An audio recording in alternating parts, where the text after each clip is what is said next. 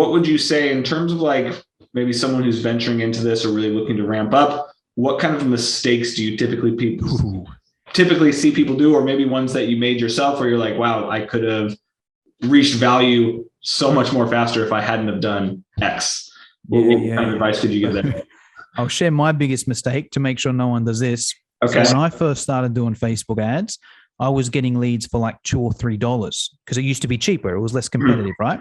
Yeah. And I can't remember the exact numbers, but let's simplify it. Let's say I put $100 on Facebook ads and I was getting leads for $2.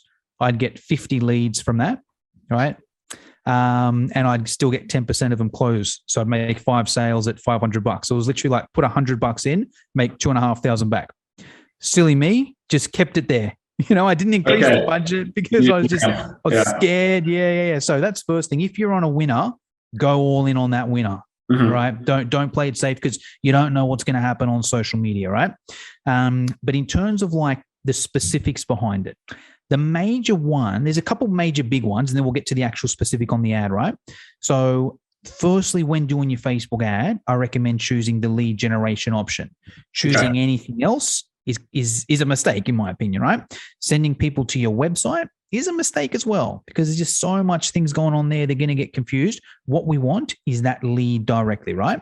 And the other big mistake there is boosting the post, right? It's kind of like a lot of people that I've run ads for. They'll do a post which is like, "Hey, here's why you got to drink more water," and they'll boost that. It's kind of like, it's good info, but is it going to lead to a sale? Probably not, right? And that's fine for organic. That's good organic stuff. But if we're putting money on Facebook ads, we want to make money back.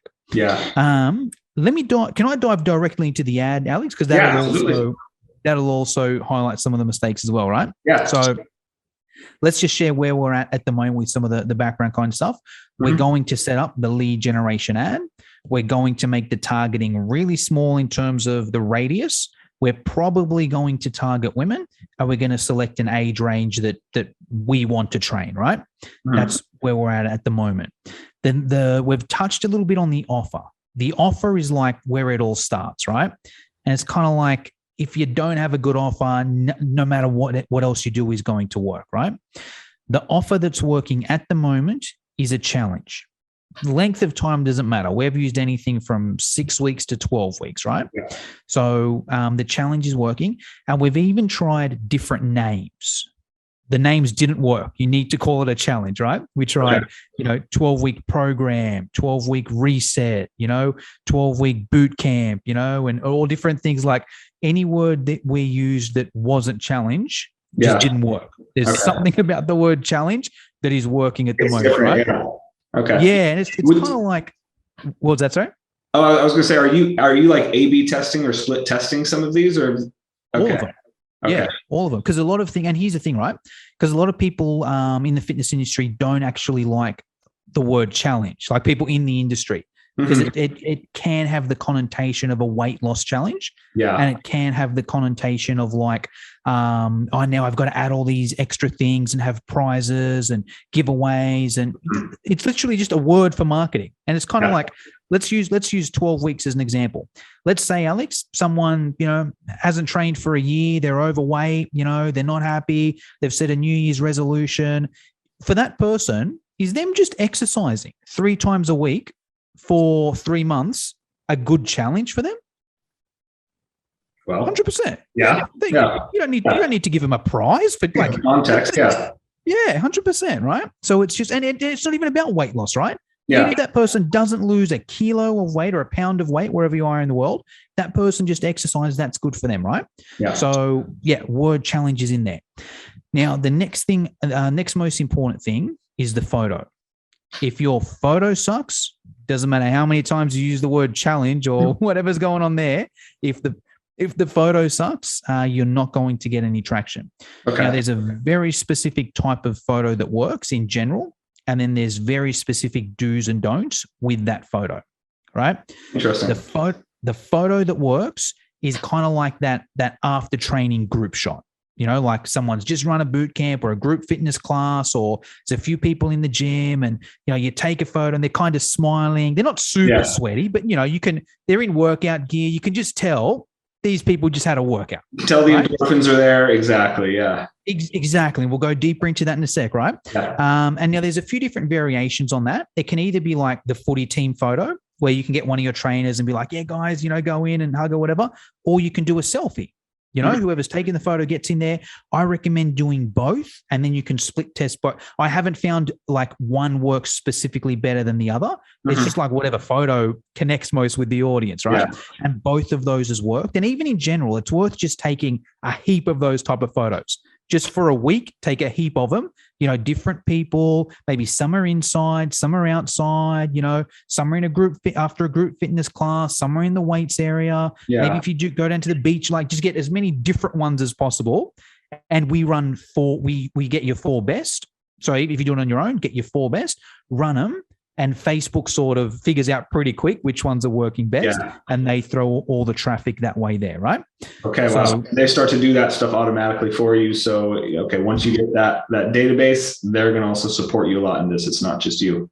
Exactly, and it's kind of like, and it depends on the numbers as well. Like, let's say with that $500, even if I was running an ad for someone else, I don't even really need to manually turn the ads off that aren't working because Facebook just doesn't show any budget to it. Facebook's smart enough to be like, well, hold on. Everyone's liking this ad and opening it up and putting the details. Let's just show them all on here. It's a win-win for both parties. It's like you're getting good results. You're probably going to keep paying Facebook because you're getting good results. So they're going to give you the good results, Yeah. But with that photo, there's some very specific do's and don'ts in that photo that will make or break you, right? The most important thing in that photo is the smile. Every single person in that photo needs to be smiling. If one person is not and has like a serious look on their face, that's going to ruin the whole ad, right?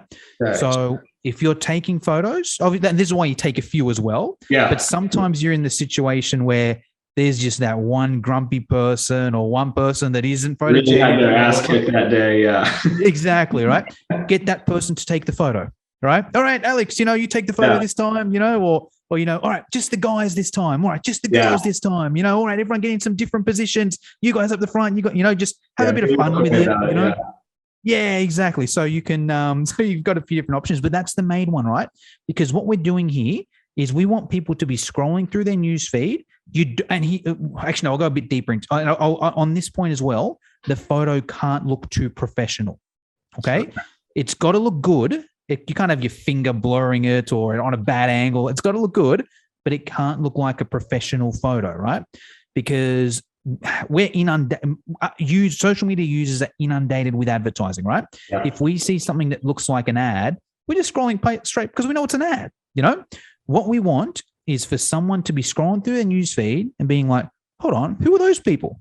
They look just like me, only a little bit happier and healthier. What are these people doing? Let me go and check. All right. Yeah. That's why the smile is so important. Right. And like when I teach this as a workshop, sometimes like we go to Google and scroll through and you'll see the difference. If people aren't smiling, people are smiling. You can see it clearly and the results show it as well. Okay. There's a few do's and don'ts. Let's go a little bit deeper as well. We don't want those people to be exercising. Okay. Got to be after. We're being a little bit sneaky here because usually as fitness professionals, we like exercise and we value exercise. Us as fitness professionals, if we see like a nice gym and we see people, slamming battle ropes and swinging kettlebells, that looks cool for us, right? Yeah. For your general public, that's not what they want. They hate doing that, right? Okay. They want the result, but they don't want to do the work, right? Now, we're being a little bit sneaky in that we're just showing them the end result. But I imagine that, to that point, you can say, like, say you just take what could be perceived as an innocent video of someone doing like a box jump.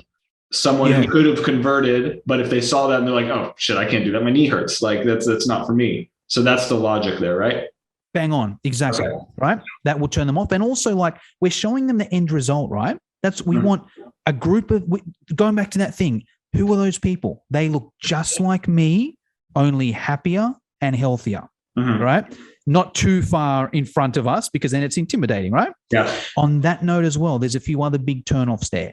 If everyone in the photo is super fit, right, that's going to turn people off as well. Unrealistic. Right? Unrealistic. If everyone in that photo is super good looking, that's going to turn, unless you're targeting supermodels, but they're probably already training somewhere else. So they're probably going to find you organically elsewhere, right? If you're going for the general public, if everyone and once again, it's a bit tricky for us as fitness professionals because a lot of the time we put a lot of work into our bodies, right? So we really value that, hey, let's show it off. But unfortunately, and good on you for being fit, right? And you should want to show it off. But unfortunately, Facebook ad targeting people that aren't that fit, it's going to turn most people off in that situation there. Okay. So that's the photo there. I'll just do a bit of a summary there. It's got to be one of those group photos. Take a heap of them, a few selfie style, a few footy team style, inside, outside, feature wall in your gym, group fitness class, whatever it is, right? Yeah. Most important thing, everyone has to be smiling. Can't be a professional photo. Everyone can't be super fit. Everyone can't be super good looking, and there can't be any exercise going on. If you can just nail that, you're off to a good start, because it's also just going to look like a photo in their newsfeed. They're going to think it's their friends, right? Yeah. That's what we're going for again there. So that's the photo.